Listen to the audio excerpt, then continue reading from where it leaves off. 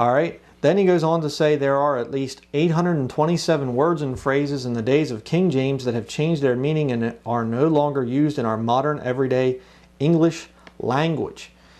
Okay, I'd like to see the list of 827 words and phrases. I'd like to see them.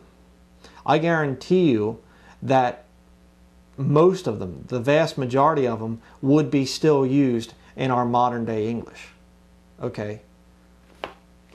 This kind of stuff is just out and out lying. I do not believe for one second that there are 827 words and phrases that are no longer in use today. And I'm going to show you why I am calling him a liar there. Okay, first of all, send me the list. Okay, send me the list of 827 words and phrases. You know, send it to me. But let's look at some of the words he gives as examples there. First he says suffer. Okay, suffer means to allow. Now it's interesting because if you get into any kind of debate with witches, they will always throw up Exodus chapter 22 verse 18, which says, "Thou shalt not suffer a witch to live," or allow a witch to live. Isn't it weird that the witches know what that verse means? They know what it means.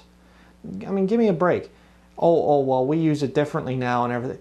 Again, look it up. Expand your vocabulary. Raise your IQ. It's not a bad thing. The second word he gives, filthy lucre. Okay, let me just show you something about this. Okay, here we have a book by Lawrence Vance called Archaic Words and the Authorized Version.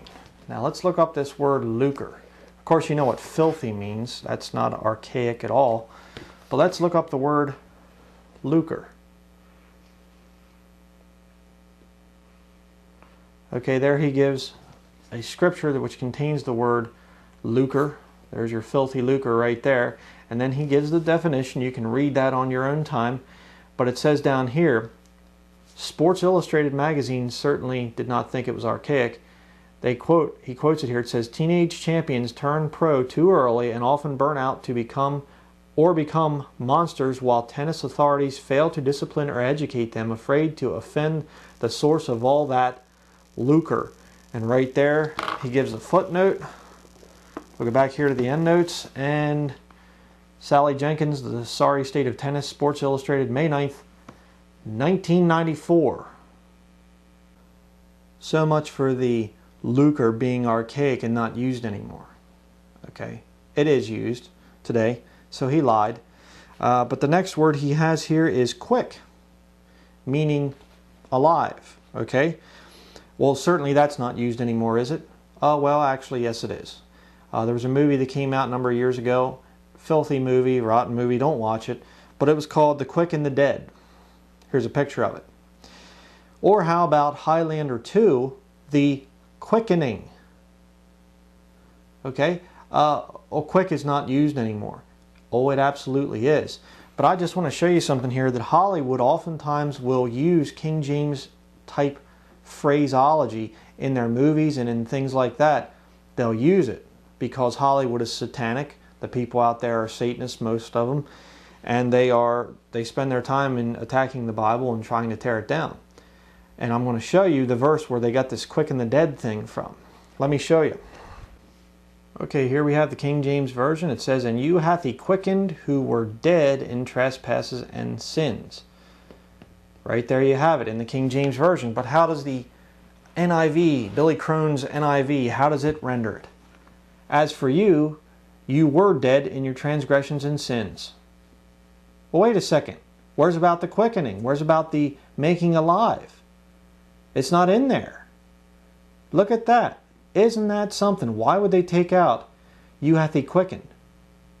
As for you, you were dead in your transgressions and sins. Isn't that something? All right, now let's look at the next word, which he has listed here. The word is lunatic. Well, it's interesting. If you go onto the internet, go to Google and type in lunatic, and you'll come up with all kinds of things. I can assure you. It's kind of funny here. I found this picture of a beauty salon called the Lunatic Fringe. Probably don't want to go there if you're a Christian. Next he has wax. That's something, waxing. which is kind of interesting because haven't you ever heard of the moon waning and waxing? Again, it's not archaic. It's not out of use. People can understand what it means. Okay? Number 6 there, the 6th word that he has listed is charity. Now this is a big debate, you know, it should be charity instead of love, or love instead of charity in 1 Corinthians 13. No, it shouldn't. I actually have a sermon on that. I did a whole message on why it should be charity. Charity is the correct reading in 1 Corinthians 13, not love. Okay? But we actually have a whole denomination here, a Christian denomination where I live called Charity Ministries. It's not archaic. I mean, again, why would you pick a word like charity and say, oh, that's, you know, no longer, people don't understand what it means? It's nonsense. Absolute nonsense. And then he has a problem with the term gay clothing. I thought I heard a Christmas song the one time that said something about, don we now our gay apparel, fa la la la la la la la la. Oh, but nobody knows what it means anymore. Yeah. And we're going to see, by the way, the NIV, I'm going to show you a little bit later, the NIV has the word gaiety in it. So, his arguments are just so pathetic, really. But let's continue here. He says, here's a modern paragraph told completely in the language of the KJV. How well can you understand it?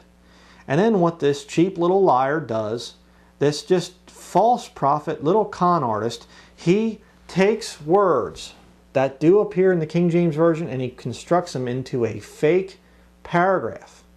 A paragraph that's not based on Scripture. A paragraph of his own invention to prove that the King James Bible is too hard to understand. Unbelievable. You talk about a deceiver. You talk about a con artist. This is incredible. And by the way, you look up these sentences, that sentence structure, it doesn't appear anywhere in the King James Version. The King James Version is so simple to understand. There are kids that can understand it. But the way he perverts it here, of his own writing, of his own imagination, he makes it look like, oh, you can't understand that thing. Billy Crone, you are a liar. Okay? That is deception. If you are saved, and I say it's a big if you are saved, you're going to answer for that.